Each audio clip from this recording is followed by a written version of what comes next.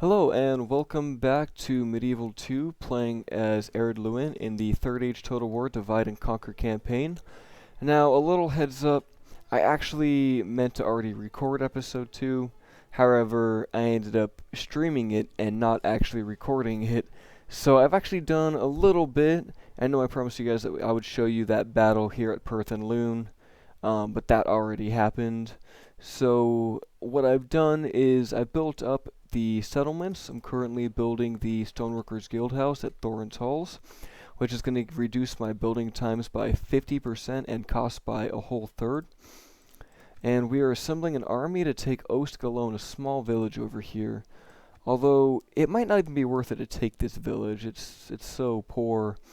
What I might end up doing is actually going for Buzzra Doom instead, which is to the south, and I might even take the Undertowers on the way, which is a little more of a much more valuable village. So I'm assembling a force to head that way now. Let's see here, I'll send these 2 units that way, and I'll have Clan Lord Gore. Can you... Yes, Dwarven Travelers, perfect. We'll just get this force down here. And let's see here. Yep, move these guys down. We're just going to consolidate and move south. Alright, our diplomat ended up getting a really bad trait. He's utterly indiscreet, so he is a massive gossip. I don't know why that happened. It might be a bug with this version. But we're going to look to sell some map information to Dunland and get a little money from them. He did lose some of his influence, so we might not be able to get as much as I'd like. Looks like it still works. And I got 1 unit of militia at my capital. Perfect. I'm making about 2,000 gold per turn. I could take this militia out to the south. I don't know if it's worth it or not. I do have quite a respectable army heading down there. I will send him down. I do know that we're going to need some strong units to take that. And then we're going to end turn. I might actually skip Ostgalone. It might not be worth the lives of my dwarves to take that, considering it is just a little village in the middle of nowhere. However, if we take Buzzra Doom, which is in the... I can't show it to you yet during this end turn, but it's in the mountain range to the south. I can build mines there, and they will give me lots of money.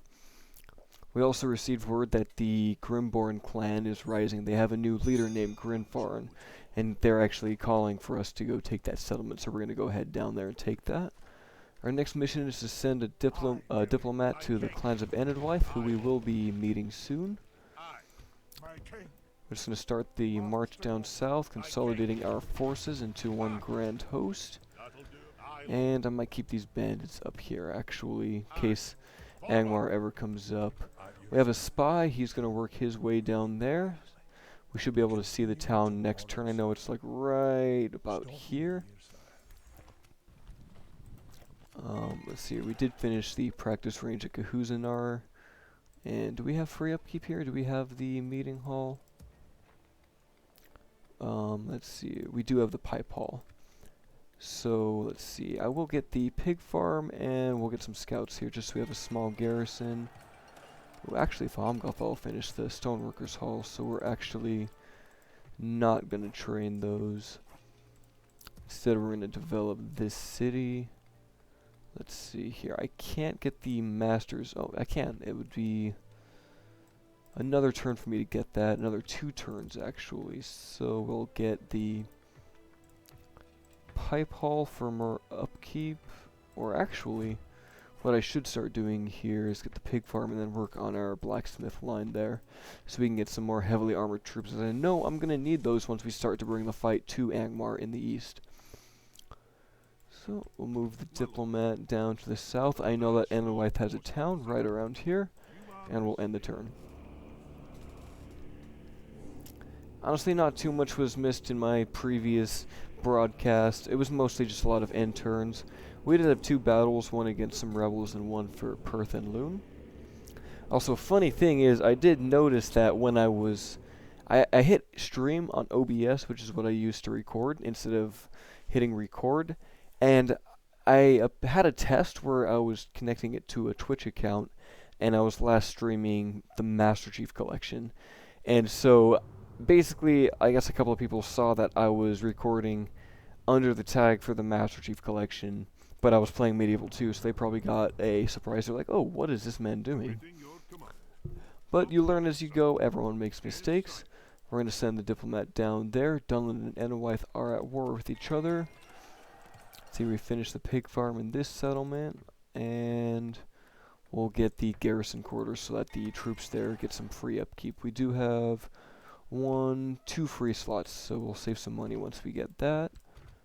And we'll see the town down here. Ooh, that is a big garrison of goblins, but shouldn't be too much of a big deal. 40% chance. I don't really like this spy. He lost the plot. We'll see. Maybe he'll throw his life away.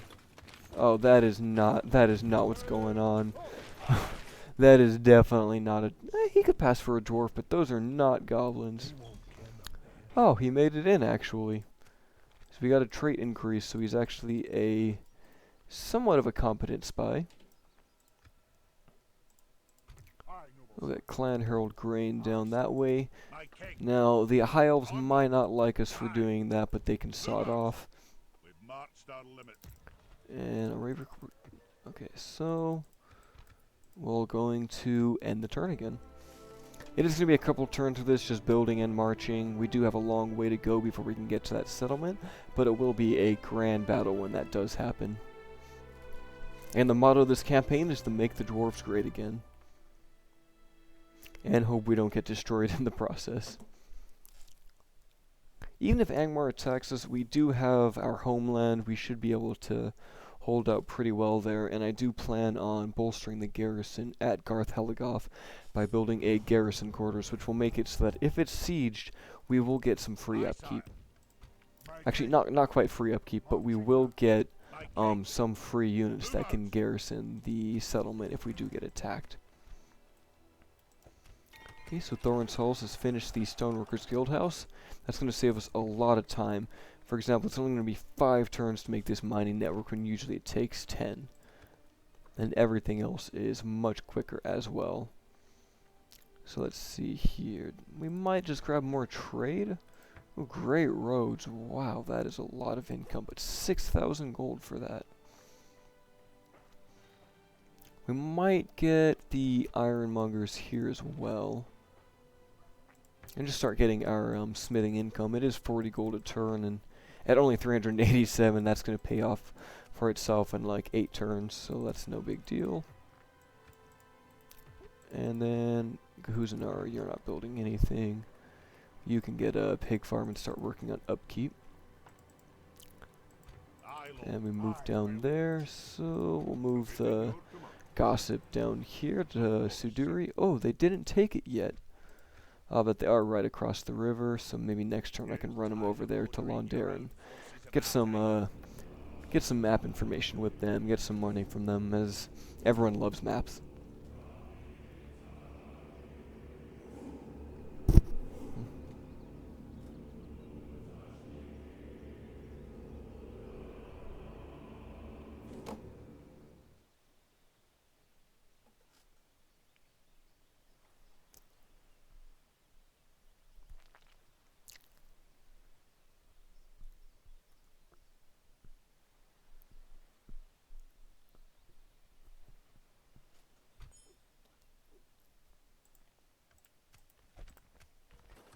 Alright, so we finished, well, of course we finished that in just 1 turn. Can we? Oh, we cannot get them that way. So we're going to send them up north. They do have a settlement somewhere around here, and they have a settlement, I know for sure, at this river. We're going to keep sending our forces down here. Now, the High Elves aren't going to like us for doing this, but honestly, it doesn't matter. Oh, that's right, we were going to go for Undertowers. It might be best to take Buzzard Doom first, but I feel like getting the Undertowers, although it has no population, it will give us a big bonus, so we'll turn and go for that instead. And we'll build the Steelmongers next. Yeah, 60 gold. It'll take 10 turns to pay for that, although we're still paying for the first one, so that's about, what, 1,000 gold total that we're going to need to pay off. And let's see, we'll send these 2 units. We might get a pipe haul and get another upkeep slot here. We'll save more money when we do that. I would like to get troops in this fort, so we might send the extra out that way. In fact, I will do that. We'll send him over there. And did I already move him? I did.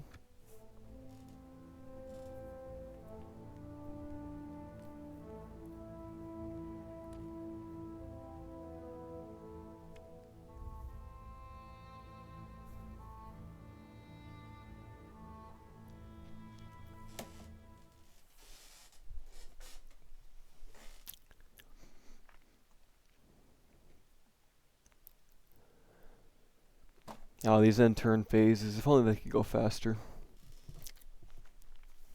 Although, I remember back in the day I used to play the MOS submod, and that actually had very long turn times.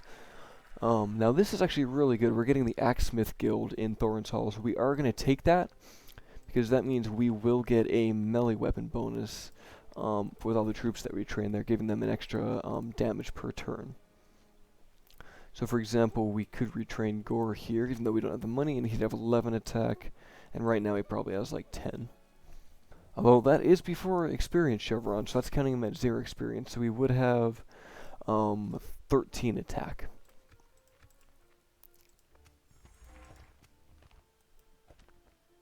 Okay, so we have like no money right now. Hopefully we can find that town. It's either up here or it's by this river. I think it's by this river. Ooh, we found the army. That works even better. So we'll get trade with them first, and we'll see if they want map information, and let's try 1,000 gold. Perfect. That also gives us 1 unit of dwarven laborers. And let's see here. He does have governor's duties. He's got good acumen. We'll keep the tax rate high just so that we get all the gold we can. Although soon I would like to lower it, and I might just start doing that now. Yeah, it's only a 200 gold difference, and we are getting a 1% population increase. Alright, so if all these dwarves get together, there's a good meeting spot about halfway. We'll go right here. There are some rebels that we do have to take care of. It's gonna be these guys right here.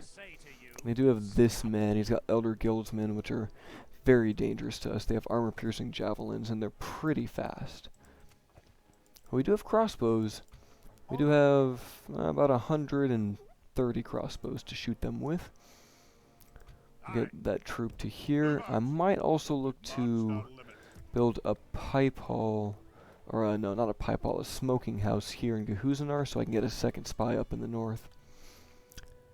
And in fact, we don't really need this one in the south, so I'm going to actually move him to the north as well.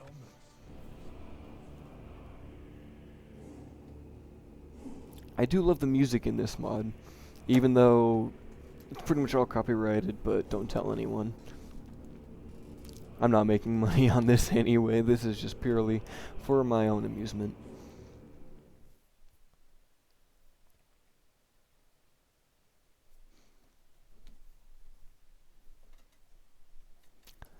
Now there is one risk to taking the southern settlement of Buzzradoom, is that Enid White does border us, and they are perhaps the most dangerous faction for the dwarves to fight. And the reason for that is, even though they are wild men and they are fishermen, they have no organized military. They have tons of javelins, and javelins pierce armor. Some of their javelins can penetrate through multiple units, so it's just very dangerous to fight them. Now, we finished a lot of building here. So, do we want to go for the armorer? This is tough. I think I want to work on making more income and getting the mining network next turn, so I'll save my money. We'll get this guy to the fort, and then we will, instead of going for this army, we'll first go for Undertowers itself. What do they have? Captain Fred? A pretty standard bandit garrison. We'll save the battle here. You always want to save before a battle in this game. It is from like 2004 Or is it 2006? I can't quite remember. I think it's 2006. But with a mod like this, it is always prone to crashing, although so far I've had good luck. Watch that now I've said this, it's going to crash the game. Alright. It's a nice little village that will make us good money. The main reason we want this is that this village is actually home to a Palantir, one of the seeing stones. And that will actually give us an overall faction-wide boost to our mining income, I believe, as well as building cost reductions, which will save us even more money, making this a very good place to have for this campaign. So I'm going to set these Dwarven Militia in a little testudo formation to go take out this flank. We'll have the archers just go down the middle. Let's see here. And we'll have some pikemen. I'll have one pikeman on this side with this testudo, and then we'll have another pikeman and led by the two Muzanar nobles and the Firebird warriors go down this side. We probably won't use the cavalry at all. They're not really that useful here. We are going to move the testudo in and then move the archers in, and let's get this flank in as well. Now the biggest threats are going to be the sellswords and the woodland hunters. So ideally we'd like to shoot those out. Who's got more range? You have 150. You also have 150. So they're even. However, I can use the Ered Luin scouts as kind of a forward force in loose formation. They do have a shield and decent armor. It's not the best, but they will be able to I think they can outrange these guys, can they? Okay, no, they'll have the same range, but they can tank some of the shots for us. At least that is the plan. Might as well just move these guys up anyway. Our glorious testudo is heading up this flank to go fight the bandits. What we're going to do is send in the pikemen first. And we're just going to completely collapse on this side. We will shoot at these cell sources. They are more threatening.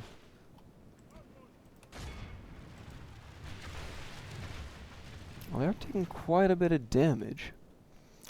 We probably need to move these guys in pretty fast here and just push to those archers. We're just going to completely collapse in on them. Alright, pikes are engaging.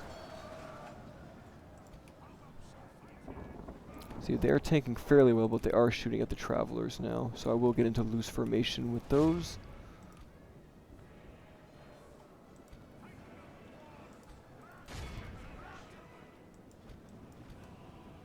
And if they are going to send the sellswords out this way, that actually does work to our favor because I can hold them off with the pikemen and then use these armor-piercing Firebeard warriors to really do some damage to them.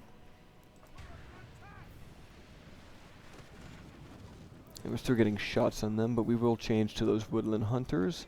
Looks like we are just completely pushing through these bandits. They're just being tossed around left, right, and center. The laws of gravity don't even apply to some of them. But we do need to keep pushing. We want to limit how much damage we take by those archers, so we need to get on them fast. Killed a fair number of these hunters. I think they start with 150 each, so we are doing damage. Even though some of our crossbowmen might have to do arcing shots to get around that hill, which isn't preferred. Alright, the pikemen are kind of lagging behind, so we'll push those forward as well. Really, we're just trying to get a massive push in here. Looks like they have switched targets. They're shooting at the Dwarven Travelers. We've put in the loose formation. But we are overall winning the skirmish engagement, it looks like. Or are they in range still? They might not be in range. Oh, let's see here. They did not go for me, so I'm going to start rushing in from this side. We're just going to run in everything, even the pikemen. Just keep pushing. We need to get through these bandits.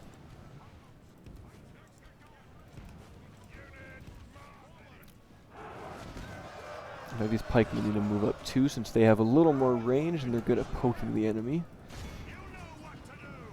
As long as we just keep pushing forward. Well, now that the sellswords are here, I think I'll try to take what shots I can just directly at them.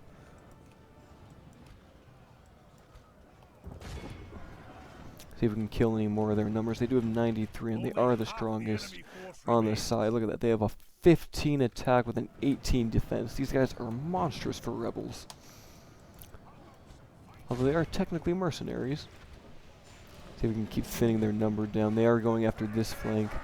Now this flank does have a lot of numbers, but it does not have, they do not have armor piercing. Oh, they're going down the middle, so we'll shoot at them. We've nearly made it through here. Oh, they're just doing a number to us. These pikemen don't have shields, so they are taking quite a bit of damage. And neither do these firebeard warriors.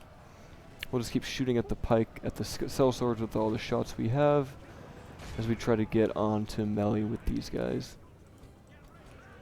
In fact, they've actually completely pushed these bandits out, so we'll try to get one of these dwarven units to peel off.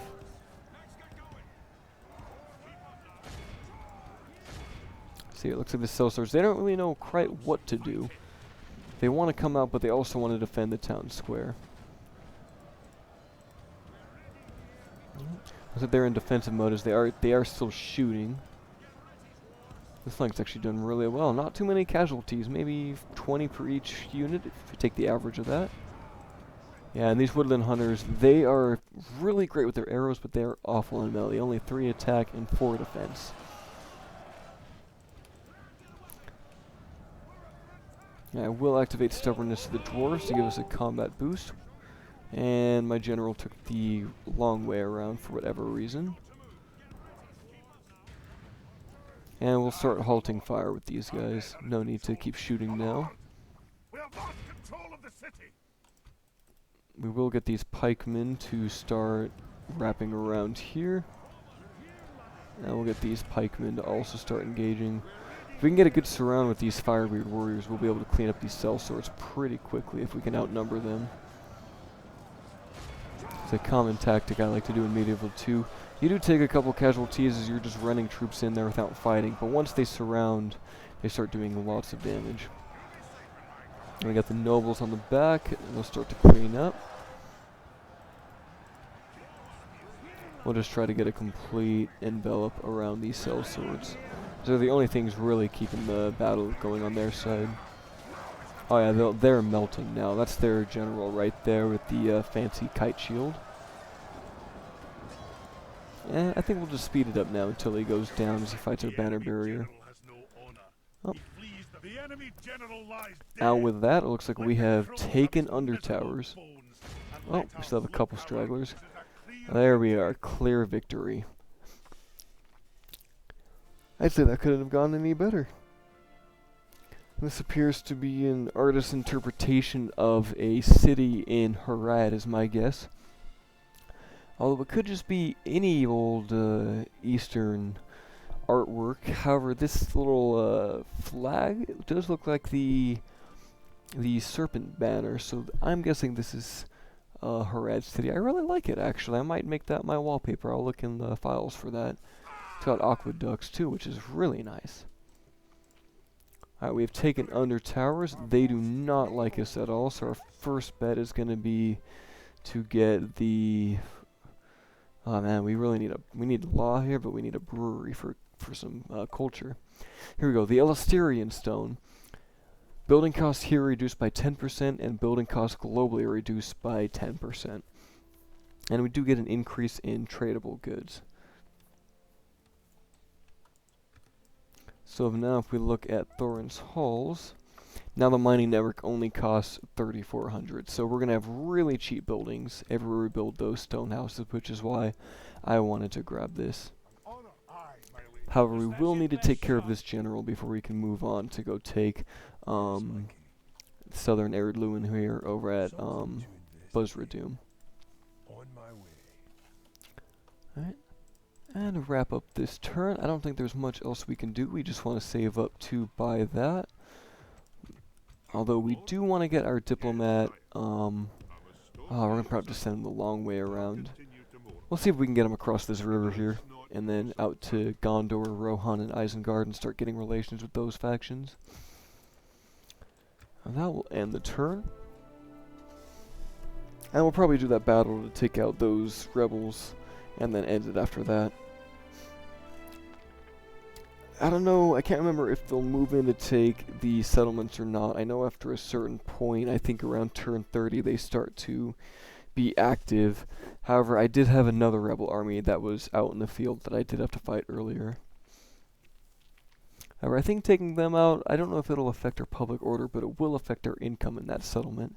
As the longer they stand there, the longer they're just gonna keep putting devastation. Ooh, this man is actually Grimborn.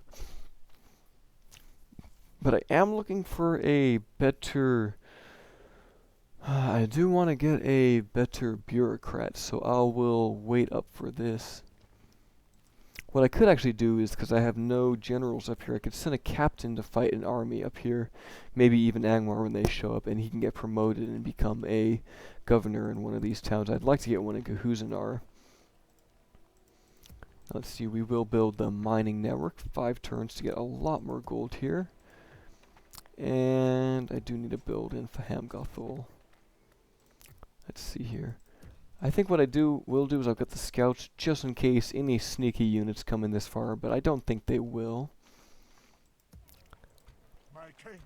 I could even try just sending this army to go fight these guys and see if I can get a captain. What would his name be? Clowen?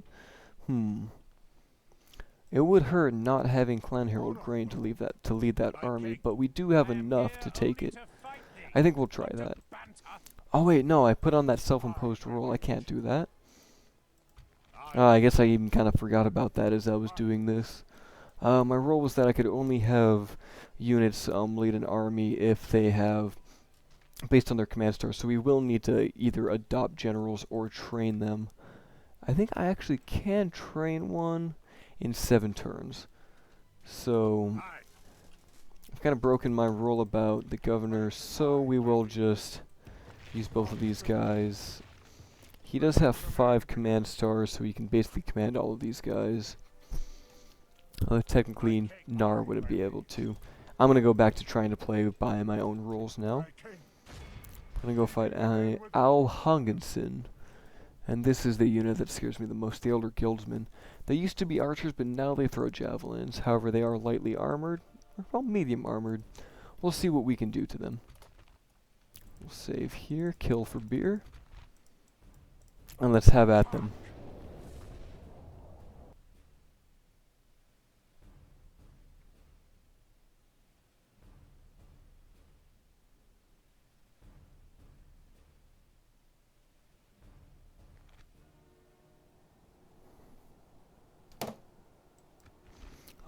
I do like how they do have the rebels here, because you do get to fight on this very nice battle map with the 3 towers. So I think we'll take... See, I get the feeling they're going to take to this hill, as I've done this battle before with other factions, and they tend to go for that. So they don't have archers, I believe, so we'll just get a line here. Actually, let's try something. Let's grab all of these guys. I'm going to do that, spread them out a little bit, and then put the crossbows in between. And then we'll have these pikemen in the center with that force. We'll spread these out a little more. Kind of like a Spanish tercio, I believe it is called. After all, late game, I would like to adopt pike and shot warfare. Ooh, we could also even take this. We'll take this flank with the other pikemen. We won't need to do that, but I will use mixed unit tactics here.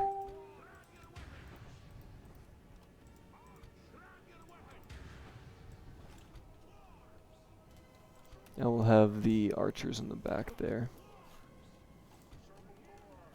We'll have these guys be the flanking force. I am 99% sure they're going for that hill.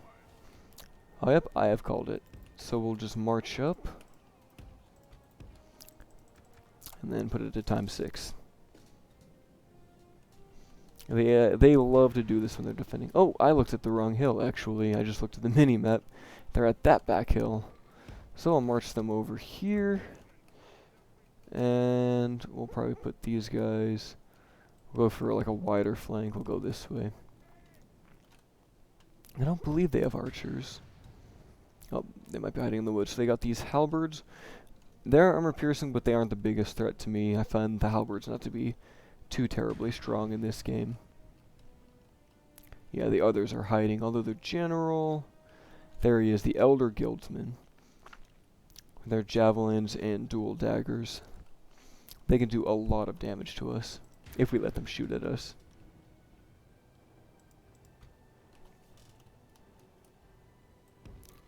So we'll get set up there. We will be able to skirmish with them a little bit and force them off this hill, since they are just trying to hold the defensive with these halberds.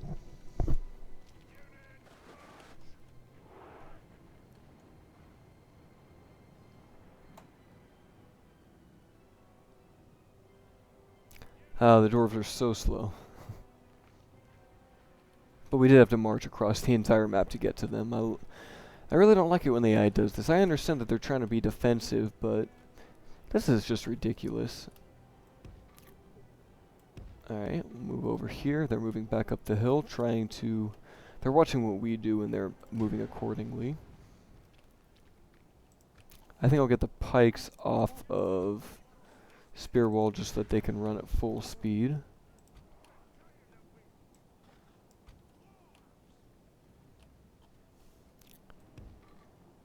Now we'll go to about here. That should be enough.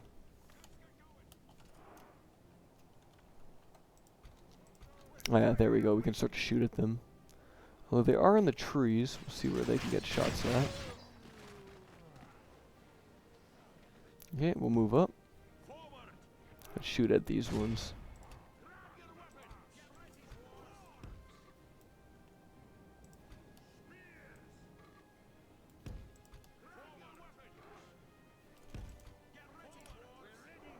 I had done some solid damage. Okay, they're coming in. So we are going to need to do is use the cavalry to take out their general before he starts shooting us. Oh, they do actually have hunters. Yeah, but those are very light. We'll run our cavalry around the front. They should be covered. Crossbows should be able to shoot over them, I hope. Please don't hit any of my cavalry. Thank you. I want you guys to shoot at those. Looks like they're actually going to go for that flank over here. We'll see if we can hold them off. We'll consolidate with our forces. We don't want to just have these guys sent out to their death.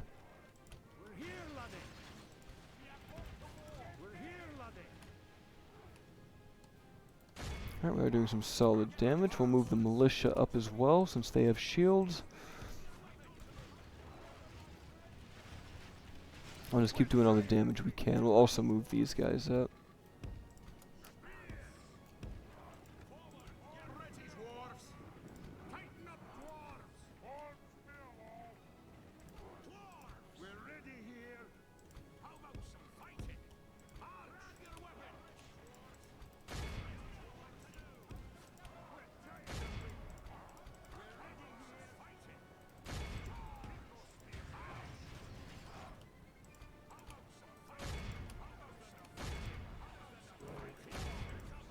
We'll use these guys to flank around and get at these. And then the militia can actually shield wall push these guys. We'll use the pikes to help fight them. The pikes, I think, should just about outrange the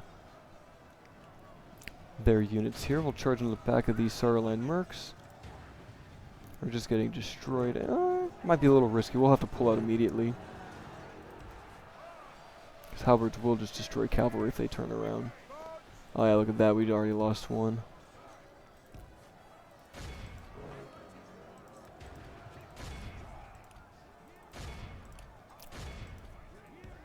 Okay, we'll start charging at those. Ooh, the Elder Guildsmen are throwing javelins at us. The enemy are badly blooded. They have lost half their men. Oh no, that's gonna do some serious damage. Oh, they're going straight for our general.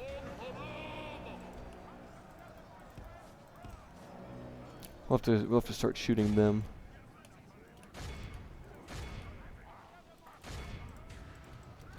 Oh, looks like we actually get into melee with them. We cleaned up the mercenaries. That was amazingly fast.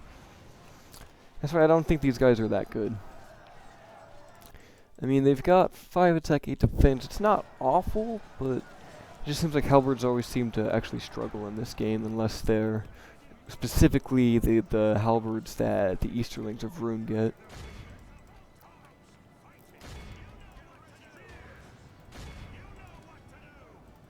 Yeah, we'll try to get these hunters down.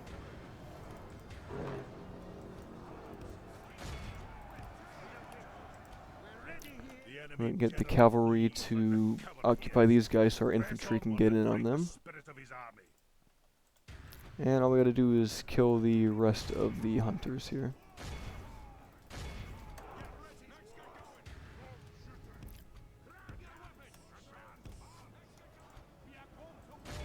I've always noticed that the hunters tend to last the longest. Well, not necessarily hunters, but archers in general and siege. It seems like when they have ammo, they seem to get some kind of morale bonus, and I think that's just something with the game. I mean, granted, this is purely anecdotal, but it seems like in all of my experiences playing this game, I could have archers shoot at me and be the last units on the battlefield, but then the second they run out of ammo, I've seen them rout. So I think that has something to do with it. Granted, you can still just hit them with morale debuffs and fight them in melee, and just like that, we won the battle. Only losing 61. That wasn't too bad. And here we can see Eowyn riding with Mary with the Riders of Rohan, or as she was known in this point of the story as Durnhelm, as she was hiding in disguise as a man because she was not allowed to go fight at the Battle of Pelennor Fields.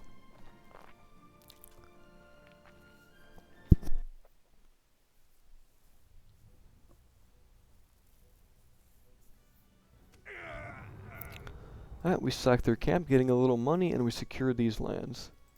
Glory and honor. Now, I think all I need is to have Clan Herald grain in this settlement to have some good public order here. I'm sorry.